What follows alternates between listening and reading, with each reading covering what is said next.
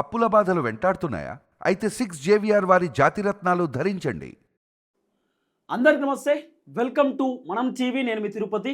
నాతో పాటు senior journalist Karthik అన్న కూడా ఈ వీడియోలో జాయిన్ అయ్యిండు.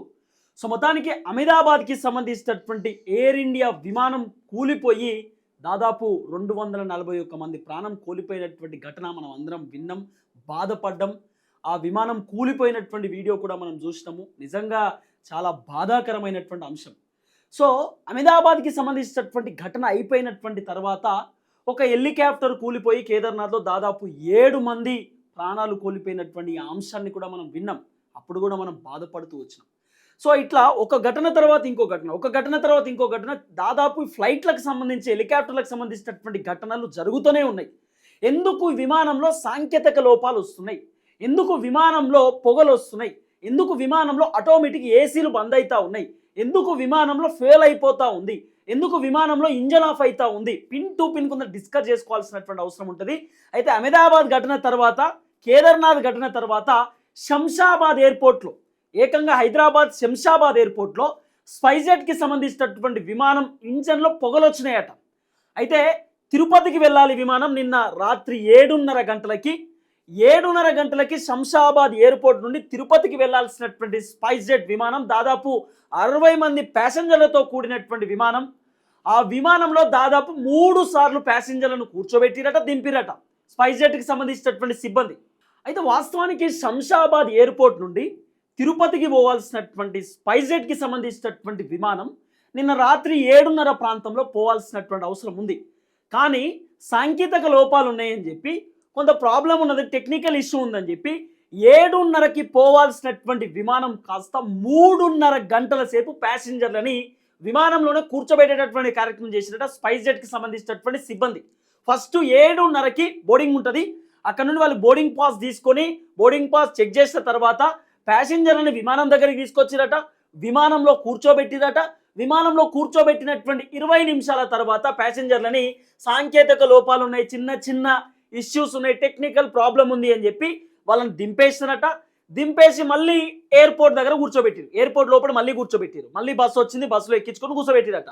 రెండవసారి ఒక 20-30 నిమిషాల తర్వాత 8-8:30 ప్రాంతంలో మళ్ళీ వాళ్ళని పిలిచిరట, మళ్ళీ తీసుకుపోయి కూర్చోబెట్టిరట. మళ్ళీ 20 నిమిషాల తర్వాత మళ్ళీ దించేసిరట. ఇంజన్ ప్రాబ్లం ఉందని చెప్పిరట. ఫస్ట్ ఏమో టెక్నికల్ ఇష్యూ, రెండవసారి ఇంజన్ ప్రాబ్లం అని చెప్పి తీసుకుపోయి మళ్ళీ లోపల కూర్చోబెట్టే ప్రయత్నం చేసిరట. ఈ తర్వాత ప్యాసింజర్లు ఆందోళనలో ఉంటారు కదా, ప్యాసింజర్లు కొంత అయోమయంలో ఉంటారు కదా, అరే ఏంది అసలు పోతుందా పోదా విమానం, మీ కథ ఏందని చెప్పి అడిగేసరికి, గట్టిగా క్వశ్చన్ చేసేసరికి ఏం చేయాలో అర్థం కాక, ఇప్పుడు బేసిక్గా ప్యాసింజర్లు తిరుపతి పోవాలి, వాళ్ళు ఫ్లైట్ టికెట్ ఎంత కాదన్నా 2,500-3,000 రూపాయలు ఫ్లైట్ టికెట్. అప్పుడే సడన్గా ఎవరైనా బుక్ చేసుకునే వాళ్ళు ఉంటే 4,000-5,000 ఉన్నా కూడా తప్పదు కదా. మరి ఫ్లైట్ టికెట్లు బుక్ చేసుకున్నటువంటి వాళ్ళు ఫ్లైట్ పోకపోతే చెప్పండి, మా డబ్బులు మాకు రీఫండ్ చేయండి అని కూడా అడిగిరట.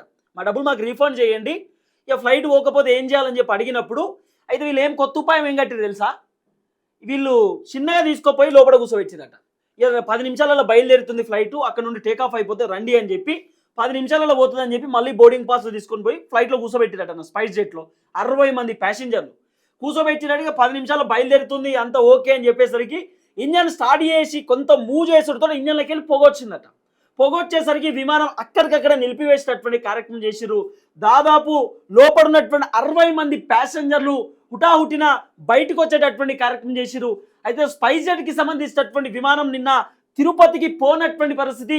సో ప్యాసింజర్లకు సంబంధించినటువంటి డబ్బులు వాళ్లకు రిఫండ్ కూడా చేసింది స్పైస్జెట్కి సంబంధించినటువంటి సంస్థ అనేది కొంత వినబడుతున్నటువంటి అంశం. సో అసలు శంషాబాద్ ఎయిర్పోర్ట్లో ఏం జరిగింది, శంషాబాద్ ఎయిర్పోర్ట్లో విమానానికి సంబంధించినటువంటి ఆ లోపం ఎందుకు వచ్చింది? సో ఓన్లీ శంషాబాదే కాదు, అహ్మదాబాద్కి సంబంధించినటువంటి విమానం కానివ్వండి, లేకపోతే ఈ మధ్య కాలంలో కొన్ని విమానాలలో కూడా ఎయిర్ ఇండియా విమానంలో పొగలు రావడం, మంటలు రావడం, తర్వాత విమానం పోతుంటేనే ముంబై దగ్గర అనుకుంటా విమానం పోతుంటేనే పైన మంటలు వస్తున్నాయి. 300 మంది ప్యాసింజర్లు పైన ఎయిర్ ఇండియాకి సంబంధించిన విమానంలో ఉన్నారు. ఇమీడియట్లీ టేకాఫ్ చేసేటటువంటి కార్యక్రమం, అంటే ల్యాండ్ చేసేటటువంటి కార్యక్రమం చేసినట్టు. అసలు ఏం జరుగుతోంది పిన్ టు పిన్ డిస్కస్ చేద్దాం. నాతో పాటు సీనియర్ జర్నలిస్ట్ కార్తీక్ అన్న ఉన్నారు. కార్తీక్ అన్నతో మాట్లాడదాం. కార్తీక్ అన్న, సో మొత్తానికి స్పైస్జెట్కి సంబంధించినటువంటి విమానం శంషాబాద్ ఎయిర్పోర్ట్లో తిరుపతి పోవాల్సినటువంటి విమానం, దాదాపు 60 మంది ప్యాసింజర్లు. కానీ 3 సార్లు ఏదో డ్రామా చేసినట్టు, కూసబెట్టిరు దించుడు, కూసబెట్టిరు దించుడు, రంగులరత్నం జాతరలు ఉంటుంది కదా, అట్లా అటు తిప్పే కార్యక్రమం చేసిరు. అసలు ఏం జరిగింది శంషాబాద్లో? విమానం సాంకేతిక లోపాలకు గల కారణం ఏంది?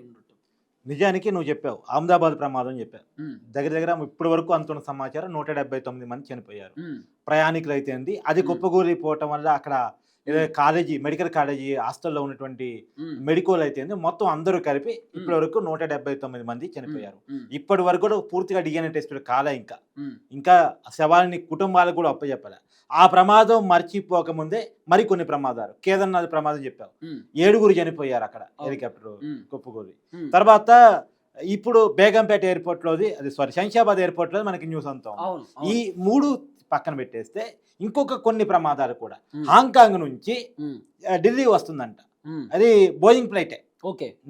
ఆ ఫ్లైట్లో నిజానికి సేమ్ పొగరు రావటం ఫలితంగా మధ్యలోకి వచ్చిన తర్వాత ఆ పొగరు రావటాన్ని గమనించినటువంటి ఎవరైతే పైలట్ ఉన్నారో వెంటనే దాన్ని తీసుకువెళ్ళి మళ్ళా ఎమర్జెన్సీ ల్యాండింగ్ చేసినటువంటి పరిస్థితి. ఓకే.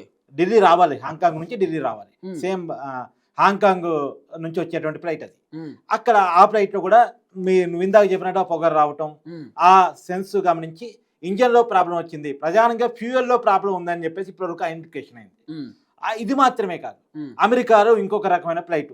ఉమ్, ఇంకా నిజానికి ఇలాంటి టెక్నికల్ ప్రాబ్లమ్స్ రావటం గతంలో కాదు, ఇంత చర్చ జరగల. ఉమ్, ఇప్పుడు ఏంటంటే చర్చ జరుగుతుంది. ఉమ్. మన అహ్మదాబాద్ ప్రమాదం తర్వాత ప్రతి చిన్న ఇష్యూ కూడా మీడియాలో చర్చగా మారుతుంది. అవును. ఇంతకుముందు కూడా విమానాలు చాలా టెక్నికల్ ప్రాబ్లమ్స్ రావటం, చాలా ఇంజన్ ప్రాబ్లమ్స్ రావటం, ఇలాంటి రకరకాల వార్తలు మీడియా చర్చల దాకా రాలే. అవును. జనానికి మన సమాచారం ఇచ్చిన దాకా చర్చించే పల్లె. ఉమ్, ఇప్పుడు శంషాబాద్ ఎయిర్పోర్ట్లో ఇవాళ కొత్తదేం కాదు అది. ఉమ్, గతంలో కూడా అనేక ఫ్లైట్ జరుగుండొచ్చు, ఉమ్, కానీ చర్చ దాకా వచ్చిండు. ఉమ్, ఇప్పుడు నేను చెప్పదలుచుకున్న పాయింట్ ఏంటంటే అసలు హెలికాప్టర్ తయారు చేస్తున్న, విమానాలు తయారు చేస్తున్న కంపెనీలకి డాలర్లు మాత్రమే ముఖ్యమా, మౌలిక వసతులు దాంట్లో కల్పించబడుతున్నాయా లేదా, ఉమ్, ప్రాణ రక్షణ కల్పించబడుతుందా లేదా? ఉమ్, నిజానికి బోయింగ్ విమానాల గురించి ప్రత్యేకించి మాట్లాడుకోవాలి. ఎందుకంటే ఈ పెద్ద ప్రమాదం ఆ విమానాల నుంచి yes, అవును. రాబోయే కాలంలో ఉంటుంది కాబట్టి. ఉమ్, ఆ విమానాలు ఏంటంటే ఎక్కువ మంది పడతారు, ఎక్కువ స్పీడ్గా వెళ్తాయి. అవును. దానికోసం 2009లో తయారు చేయబట్టాయి. ఉమ్. 2011 నుంచి మార్కెట్లో ఉన్నాయి. అంటే ఇంకోటి ఏంటంటే బోయింగ్ విమానంలో ఒక సపరేట్ స్పేస్ ఏంటంటే 10 గంటల వరకు మాత్రమే ఫ్లై చేయాలి విమానం మినిమం. అంటే ఎక్కువ డిస్టెన్స్ కాకుండా 10 గంటల లోపే, అంటే 10 అవర్స్ ఉంటుంది కదన్న, 10 అవర్స్ జర్నీ ఉంటుంది కదన్న. 10 అవర్స్ జర్నీలోనే ఒక 200-250 మంది పడేటటువంటి కెపాసిటీ ఉన్నటువంటి బోయింగ్ విమానం. బోయింగ్ విమానాలలో సపరేట్ జోన్స్ ఉంటాయట.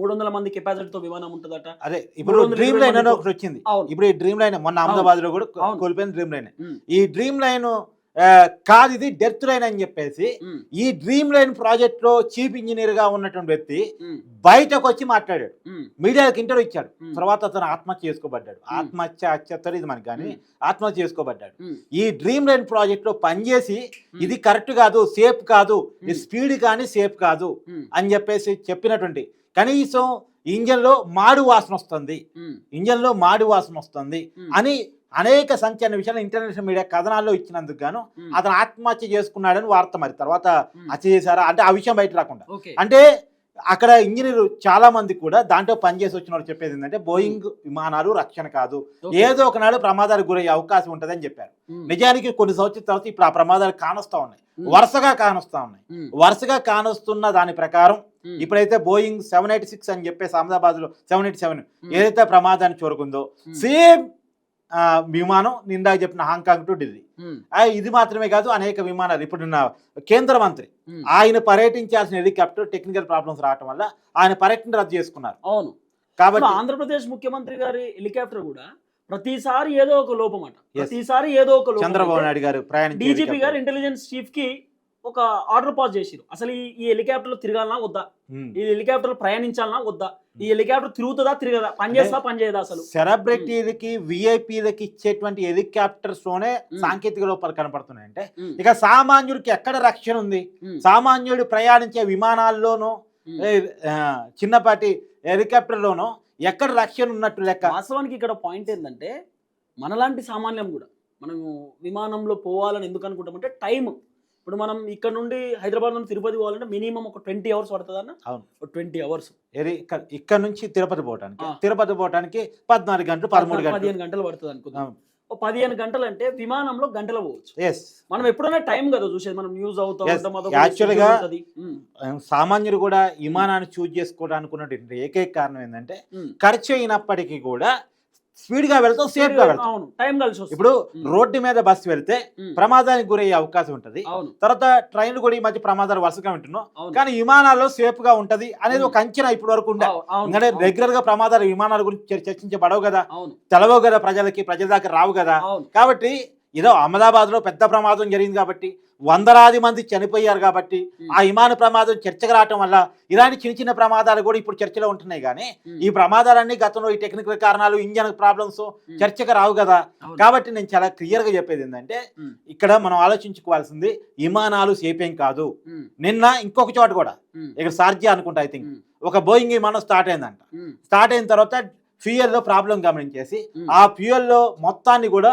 ఉమ్, సముద్రంలో పారబోసి మళ్ళా సేఫ్ గా వచ్చి వెనక్కి వచ్చి ల్యాండింగ్ అయ్యారు. అవును ఇది అవును ఇంకొక వార్త. అవును అవును సో ఇలాంటి అనేక వార్తలు వింటున్నప్పుడు, ఉమ్, చీఫ్ ఇంజనీర్ల ఇంటర్వ్యూలు పాతవి చూస్తున్నప్పుడు, ఉమ్, విజిల్ బ్లోయర్స్ రిపోర్ట్స్ చూస్తున్నప్పుడు ఉమ్, విమానాలు సేఫ్ జోన్ లో లేవు, ఉమ్, కేవలం డాలర్ల వ్యాట్ లో ఉన్నాయి తప్ప ఉమ్, కనీస రక్షణ కూడా సామాన్యుడికి విమానాల్లో కల్పించబడటం లేదు. ఉమ్, కాకపోతే ఇన్నాళ్ళు ఈ చర్చకు రాకపోవడానికి ఏంటంటే పదే ప్రమాదాలు పెద్ద ఎత్తున జరగలేదు కాబట్టి. ఓకే కానీ 2011 నుంచి తయారు చేయబడ్డ ఇవి విమానాలు ఉమ్, ఇవాళ దశాబ్ద కాలం గడిచిపోయిన తర్వాత 15 సంవత్సరాలు అయిపోతుంది. ఉమ్, ఇప్పుడు ప్రమాదాలు ఒక్కోటి బయటకు వస్తూ ఉన్నాయి. దాంట్లో ఉన్న టెక్నికల్ ప్రాబ్లమ్స్ అన్ని ఒక్కోటి బయటకు వస్తూ ఉన్నాయి. ఓకే కాబట్టి ఏది ఏమైనా సేఫ్ జోన్ లేదు అనేటువంటిది. మనం టైం జోన్ సహజంగా సామాన్యులు ఏంటంటే ఒక్కసారైనా విమానం ఎక్కాలి, ఉమ్, ఒక్కసారైనా విమానం ఎక్కి ప్రయాణించాలి. ఉమ్, సహజంగా మనిషికి ఉండేటువంటి సహజ లక్షణం అది. ఉమ్, కొద్ది ఖర్చు అయినా బాధలేదు, ఉమ్, నేను నా కుటుంబం విమానం ఎక్కాలి, సెల్ఫీ దిగాలి, ఉమ్. ఫేస్బుక్ లో ట్విట్టర్ లో అంటే పెట్టుకోవాలి. బేసిక్ గా ఒక సినిమాలో ఉంటది, నాకు తెలిసి మన్మధుడు సినిమాలో అనుకుంటా, ఆ బ్రహ్మానందం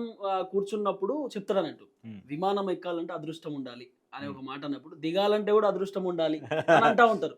ఇప్పుడు నిజం అదే అనిపిస్తుంది. ఇప్పుడు వాస్తవం ఏంటంటే విమానాలు చాలా టెక్నికల్ వాల్యూస్ తో రూపొందించారు. ఉమ్, ఎందుకంటే రోడ్డు మీద బస్సు అనుకో, ఉమ్, ఏదైనా ఇంజన్ ప్రాబ్లం వచ్చిందో ఇంకో ప్రాబ్లం వచ్చిందో రోడ్డు మీద బస్సు ఆపేసి దింపేసి వేరే వెహికల్ ఇచ్చి పంపిస్తారు. అవును లేదు బస్సు కాదు, వేరే వెహికల్, కారు, బండి, ఇంకే ప్రాబ్లం వచ్చినా సరే అవును దాన్ని ఆ రోడ్డు పక్కన పడేసి ఉమ్, వేరే వెహికల్ చూసుకొని వెళ్ళిపోవచ్చు. ఉమ్, కానీ విమానాలకు ఆప్షన్ ఉండదు. ఉమ్, ఒక్కసారి ఆకాశంలో పోయిన తర్వాత ఉమ్, ప్రాణాలు గాలిలో ఉన్నట్టే. అవును అది సేఫ్ గా ల్యాండ్ అయితేనే ల్యాండ్ అయినట్టు. అవును ఆ విమానం ఆకాశంలో ఆపి దింపేసి ఇంకో విమానం ఎక్కడానికి ఉండదు కదా. ఉన్నది కదా. కాబట్టి గాల్లోకి ప్రాణాలు పోతున్నట్టే. కాబట్టి విమానాలకు ఆప్షన్ ఉండదు. కాబట్టి ఉమ్, ఖచ్చితంగా చాలా జాగ్రత్తలు తీసుకోవాల్సిందే. ఉమ్, ఇప్పుడు ట్రైన్కి కూడా ఉమ్, కొద్ది గంటకి స్టేషన్ ఉంటుంది. అవును ఏదైనా ప్రాబ్లం వస్తే ఆ స్టేషన్లో దిగిపోవచ్చు. అవును కానీ ఇక్కడ అవకాశమే లేదు. ఉమ్, అవకాశమే లేదు కాబట్టి విమానాన్ని ఖచ్చితంగా చాలా వాల్యూస్తో క్రియేట్ చేయాలి. కానీ అది జరగట్లేదు అనేది తెలుస్తూ ఉంది. నిన్న శంషాబాద్లో కూడా నువ్వు చెప్పినట్టు స్పైస్ జెట్. స్పైస్ జెట్ సంబంధించిన విమానం. ఉమ్, అది కంపెనీలన్నీ పేర్లు మారుతాయి. ఉమ్, ఎయిర్ ఇండియా అయినా, స్పైస్ జెట్ అయినా, ఇంకోటైనా కంపెనీలు పేర్లు మారుతాయి. ఉమ్, ఈవెన్ దో బ్రిటిష్ ఎయిర్లైన్స్ అయినా ఉమ్, వీళ్ళంతా కొనేది ఈ కంపెనీ నుంచే, ఈ బోయింగ్ కంపెనీ నుంచే, ఇంకో కంపెనీ నుంచే, వీళ్ళ నుంచే. అవును ఈ అమెరికా సంబంధించిన కంపెనీ బోయింగ్ కంపెనీ ఉమ్, అమెరికాలో మ్యానుఫ్యాక్చరింగ్ చేస్తూ ఉంటుంది. ఉమ్, సో కాబట్టి ఇవన్నీ కూడా ఉమ్, బోయింగ్ విమానాలైనా ఇంకొక విమానాలైనా మ్యానుఫ్యాక్చరింగ్ యూనిట్స్ కొన్నే. ఓకే ఉమ్. ఉమ్, వాటిని తీసుకుని ఎయిర్లైన్స్ నడుపుతూ ఉంటాయి. ఉమ్, ఇప్పుడేమి మొన్న అహ్మదాబాద్లో జరిగిన ప్రమాదం టాటా గ్రూప్ తయారు చేసిన విమానం ఏం కాదు. అది ఉమ్, టాటా గ్రూప్ కొనుగోలు చేసి నడుపుతా ఉంది అంతే. ఓకే కాబట్టి 2017లో కొనుగోలు చేశారు అహ్మదాబాద్లో జరిగినటువంటి ప్రమాదం అవును, జరిగినటువంటి విమానం. ఆల్రెడీ ఆ విమానం 2-3 సార్లు ఏదో సాంకేతిక లోపాలు Yes, కూడా వచ్చినాయి yes. గతంలో.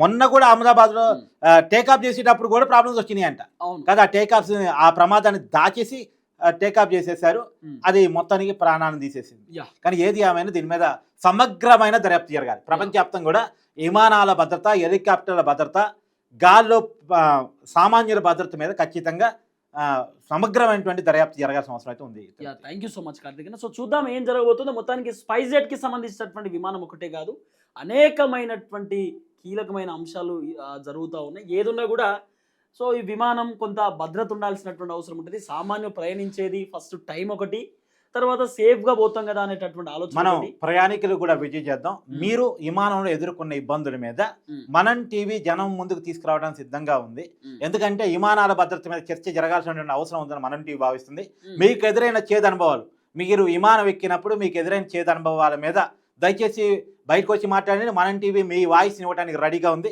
మీరు వీడియో చేసి మాకు పెట్టినా సరే, లేదా మీరు వచ్చి మా స్టూడియోలో మాట్లాడినా సరే, మీరు పడ్డ బాధలు, మీరు పడ్డ కష్టాలు జనాన్ని చూపించడానికి సిద్ధంగా ఉన్నాం. యా చూద్దాం ఏం జరగబోతుంది.